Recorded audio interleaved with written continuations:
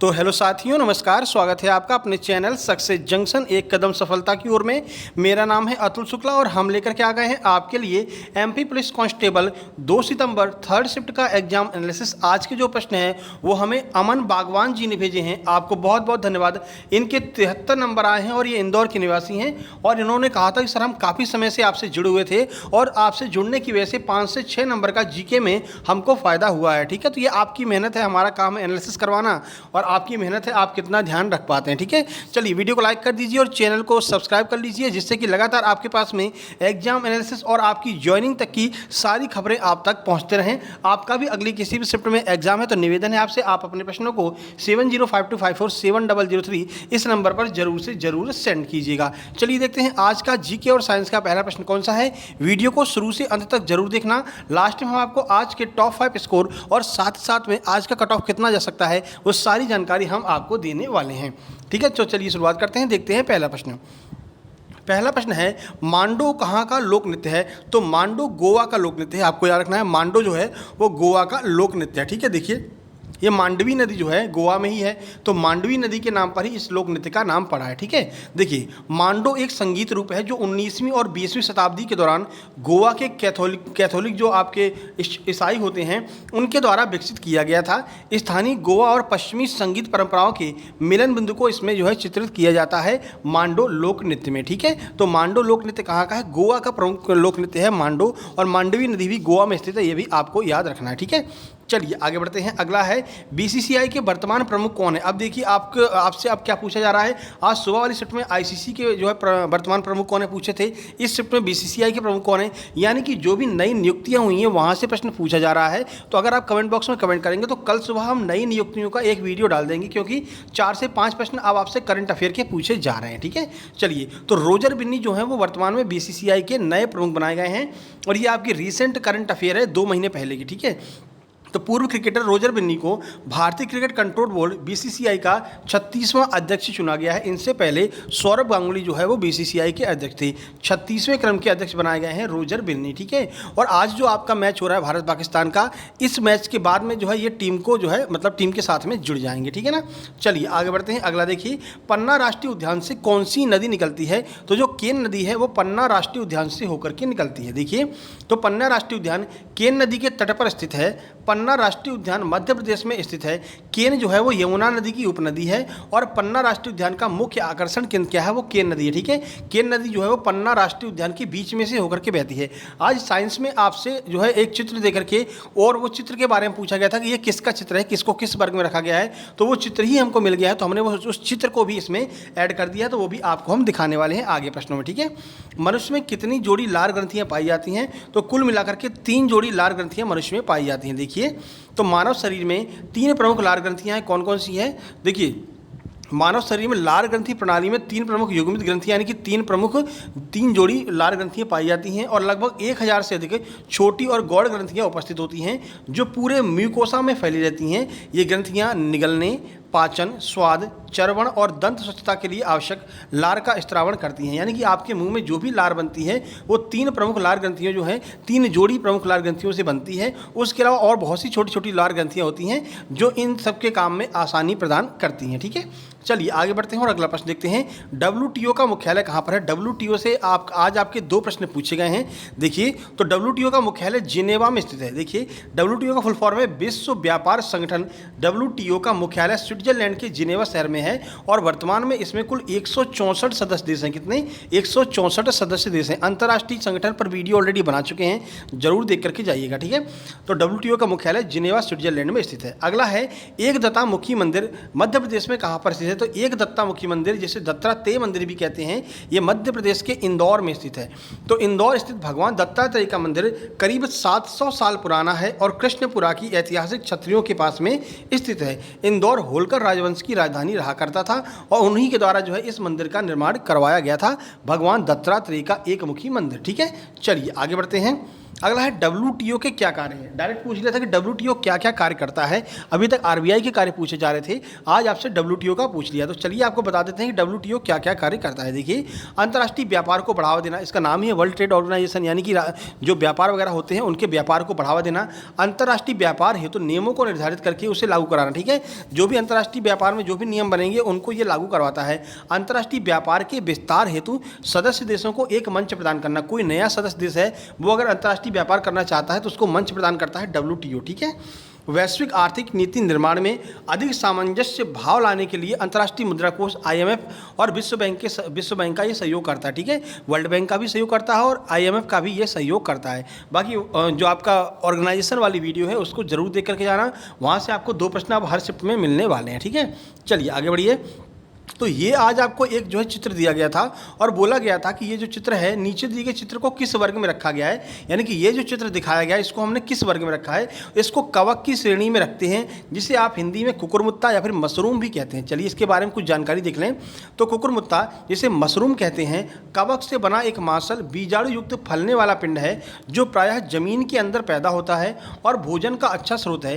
ये अनेक प्रकार के होते हैं। इन्हें हिंदी में छत्रक, खुम्ब, खुम्बी, सुक्कर या भूछुतरी भी कहा जाता है। ये इसी के नाम है, किसके? कुकुरमुत्ता, जिसे हम कहते हैं। कभी कभी आपको व्हाइट कलर का अपने घर के ऊपर बरसात के दिनों में देखने को मिल जाता होगा। ठीक है, ये कवक की श्रेणी में इसको रखा गया, फंजाई की श्रेणी में इसको रखा गया है। तो चित्र वाले आपको 2 प्रश्न आज पूछे गए थे, एक तो हमको मिल गया है, पर एक और कोई चित्र वाला प्रश्न पूछा था वो नहीं मिल पाया है। अगर आप एग्जाम देकर आए हैं तो कमेंट बॉक्स में कमेंट करना कि किसका एक और चित्र वाला प्रश्न पूछा गया था। ठीक है, चलिए अगला प्रश्न है 1906 का मुस्लिम लीग का अधिवेशन कहाँ पर हुआ था। तो मुस्लिम लीग का जो 1906 वाला अधिवेशन था वो ढाका में हुआ था। और अधिवेशनों से प्रश्न अब बहुत बन रहे हैं। आज सुबह जो आपका मुस्लिम लीग और कांग्रेस के बीच में समझौता हुआ था 1916 वाला, वो वाला आपसे पूछ लिया था। और इस शिफ्ट में आपसे मुस्लिम लीग का 1906 वाला अधिवेशन पूछा है। तो देखिए, अखिल भारतीय मुस्लिम लीग की स्थापना 30 दिसंबर 1906 को ढाका के नवाब सलीमुल्लाह खां के नियंत्रण में एक सम्मेलन में हुआ था। इस लीग का गठन 1907 में कराची पाकिस्तान में किया गया था। इसका पहला अधिवेशन 1907 में कराची पाकिस्तान में हुआ था। ठीक है, तो जब इसकी स्थापना हुई थी 1906 में, इसकी स्थापना हुई थी कहाँ पर? ढाका में हुई थी, तभी इसका अधिवेशन हुआ था। ठीक है, तो 1906 में ढाका में पहला अधिवेशन हुआ था। ये आपका सही आंसर हो जाएगा। चलिए अब देखते हैं, सीधे मैथ की ओर चलते हैं। मैथ में क्या क्या परिवर्तन आपको देखने को मिले हैं। तो देखिए, इसमें पहला प्रश्न था कि कुछ राशि आपको दी गई थी और 5% के रेट से 2 साल का कंपाउंड इंटरेस्ट पूछा था। आज आपके कंपाउंड इंटरेस्ट के 2 प्रश्न आए हैं और लगभग 3 प्रश्न आपके जो है SI के पूछे गए हैं। ठीक है, चलिए आगे बढ़ते हैं और अगला देखते हैं। अगला है 5 लड़कों और 5 लड़कियों को एक वृत्त में बैठाया जाता है, तो कैसे हम बैठाएंगे, यानी कि PNC का प्रश्न था।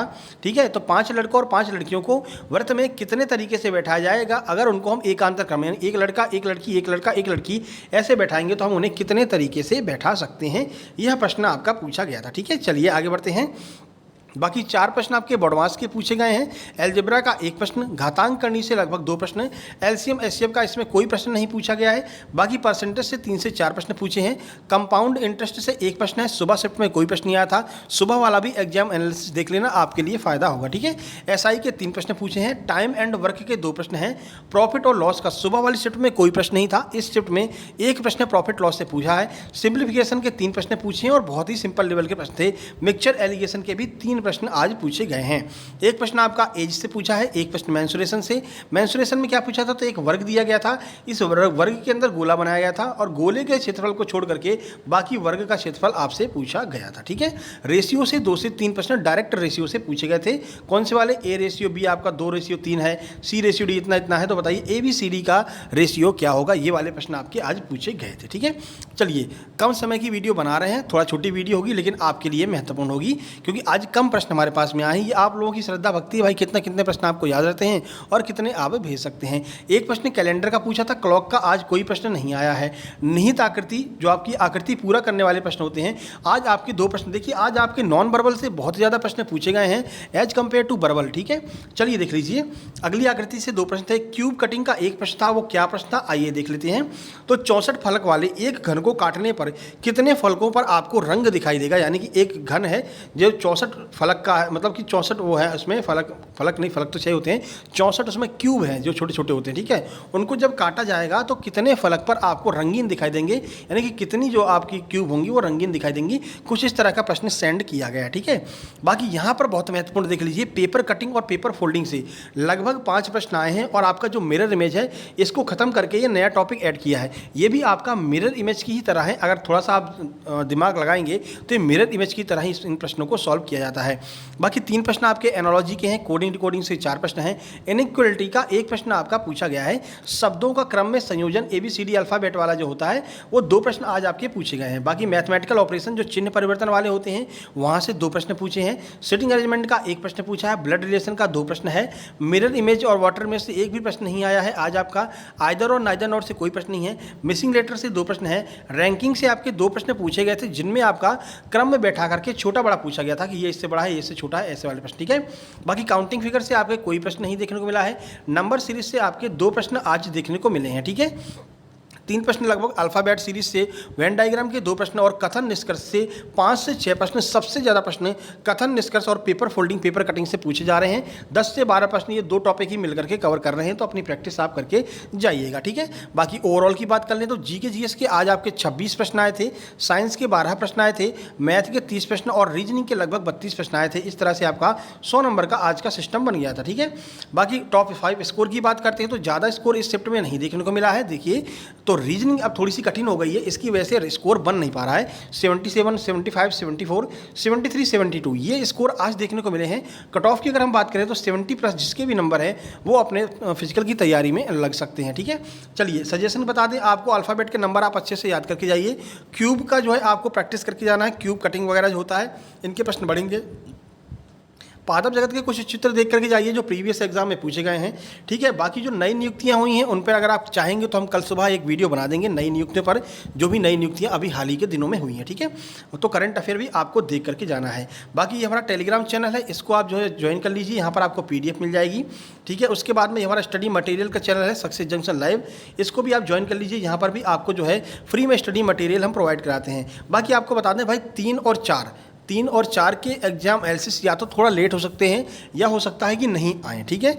नहीं, जहाँ तक मैं कोशिश करूँगा कि आपको मैं बता दूँ 3 तारीख और 4 तारीख, 3 के 2 शिफ्ट के तो आ जाएंगे, 3rd शिफ्ट का नहीं आएगा, क्योंकि देखिए हमारे भाई जो है बड़े भाई वो शहीद हो गए थे, तो उनके सम्मान में एक जो है प्रोग्राम का आयोजन किया जा रहा है, तो हमें कहीं बाहर जाना पड़ेगा, ठीक है ना।